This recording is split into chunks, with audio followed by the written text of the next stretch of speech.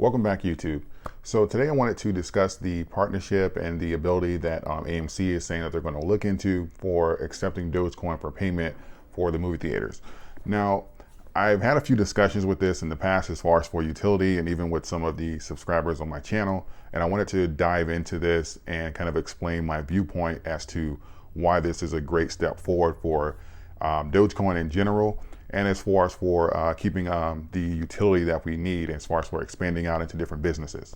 Now, a lot of times people see the issue because I make the statement that it doesn't make sense to trade Bitcoin for household goods. Like it doesn't make sense to buy a car with Bitcoin. I use the Tesla example, or dog food, or whatever the case may be.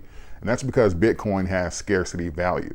So Bitcoin is to be treated as far as for something like with gold that's going to always appreciate. And that's typically because it has the hard cap as far as for the amount of Bitcoin that there's going to be.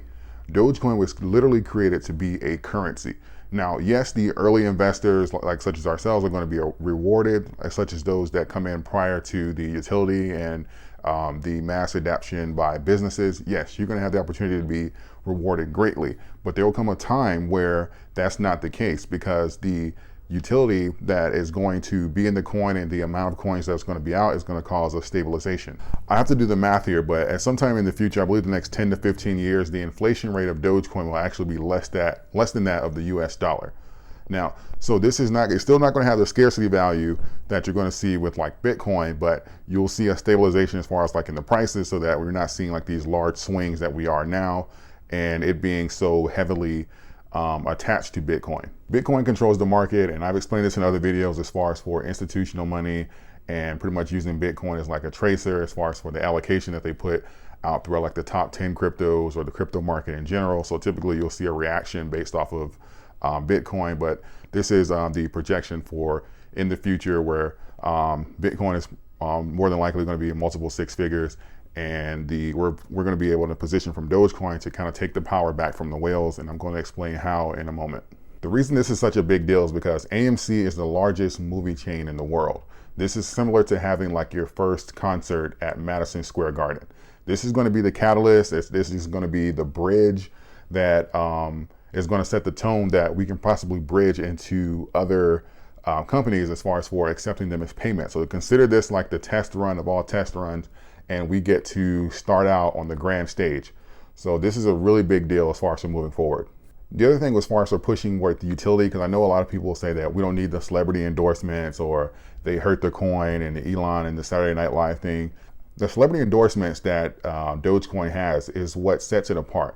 You're not going to be able to do anything without a community. So community is going to be great, and the community is the foundation. Community is the reason that these companies like AMC or that these celebrities are looking into them anyway. But you're not going to be able to gauge the market and be able to get mass adoption without community. That's fine. That's going to be the baseline. But what separates and what's unique about Dogecoin is that when you have these celebrity endorsements, and if there are by billionaire businessmen who are working to integrate them, to accept them into their businesses, that's going to be the catalyst, and that's going to be the difference between what separates you from like one of the knockoff coins, like a Baby Doge or a Shiba. Like this is going to give you the difference as far as for pushing the coin forward, and also helping it be a staple for the utilization and also giving it credibility.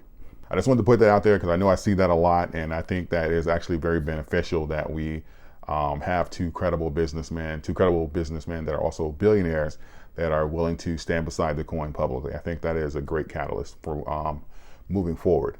Now, as far as for, I wanted to come up with a way to kind of explain this as far as for why this is great and why this will push us toward like the stabilization point and also take the power back from the whales. So let's say that AMC and Walmart, for example, they say, okay, well, we're going to be able to accept Dogecoin for payment, right? So what's going to happen is we'll be able to go there and buy goods, buy movie tickets, whatever the case may be. And so pretty much instead of the consumer wallets or whoever are the whales now having the largest accounts of the Dogecoin, it's going to pretty much turn into like the businesses or the large businesses that accept these coins. They're going to pretty much now be the whales.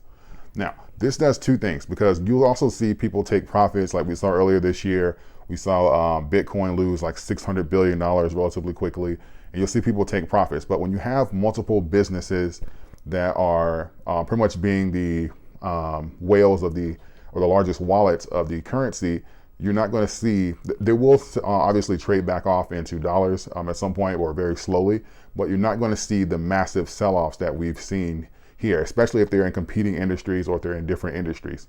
Here's why.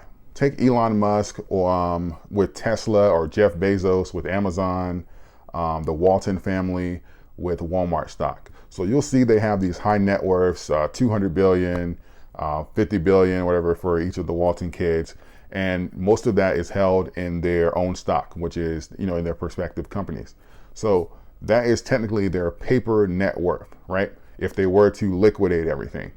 Now, if let's say they actually try to have that net worth in cash, and they said, and Elon woke up tomorrow and said, I'm going to unload Tesla, all of it, and because I want my 200 billion. Jeff Bezos said the same thing. The Walton family said the same thing. Well, if you start unloading like that, what happens is, based off of supply and demand, simple buy and sell orders, the price of those stocks of Tesla, Walmart, and Amazon, they're going to go through the floor, because a big part of the current price is holding. And that's literally what holds up the stock market. That's what holds up the, this is why hedge funds and everything say, hey, we want you to invest for like the long term, invest for 30 years, give us your money, and we put it into like the S&P 500. And a lot of that is just simple as far as for people holding their positions in there. And like, obviously they take money out, but not all at the same time. We see what happens when people take money at the same time, as far as like a panic or like a recession or war, or there's a run on the bank or something like that. Everything goes through the floor. So what happens is, you're going to take the power back from like the whales and have these institutions that are holding, and they'll be trading out, but just not all at the same time. And that's going to add stabilization, because if Elon and Amazon and the Walton family, if they all did that, they would never see those numbers that they were projected, or their paper net worths, in actuality, because these companies' value would probably get cut in half, if not even more, if they unloaded their shares. So this is what's going to make like AMC, they'll pretty much be like the largest wallet holder, just depending off of consumer engagement.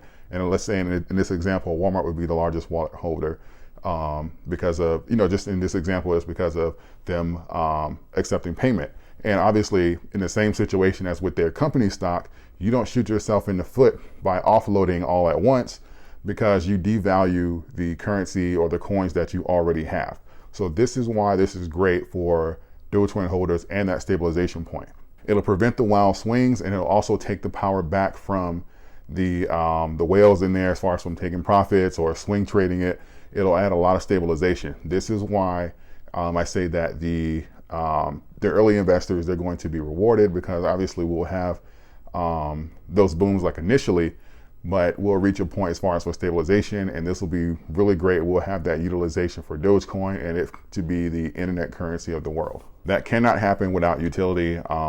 It's not a matter, it wouldn't be enough for us to like trade like amongst each other, because there's whales in everything. There's whales in all the companies that I just named, but this is a way that we can kind of remove that power and have it spread out amongst different industries, which I think is great. No one has a monopoly, and there isn't that type of like manipulation going on. There'll always be technically manipulation, but this will kind of be like a hedge against that, especially if they're in different industries. So this will be beneficial for us in the long run. Remember, money never dies, it simply transfers. Hope you found this video helpful. I appreciate all of you. Don't forget to like, comment, and subscribe as we continue to push for 40,000 subscribers. I'll have the links to like my Telegram, Instagram, Twitter, everything in the description section below if you want to follow me there. I also post regularly in the community section. If you'd like to get free stocks or free Bitcoin, I have all those links in the description section as well. I appreciate all of you. Thank you. And until next time.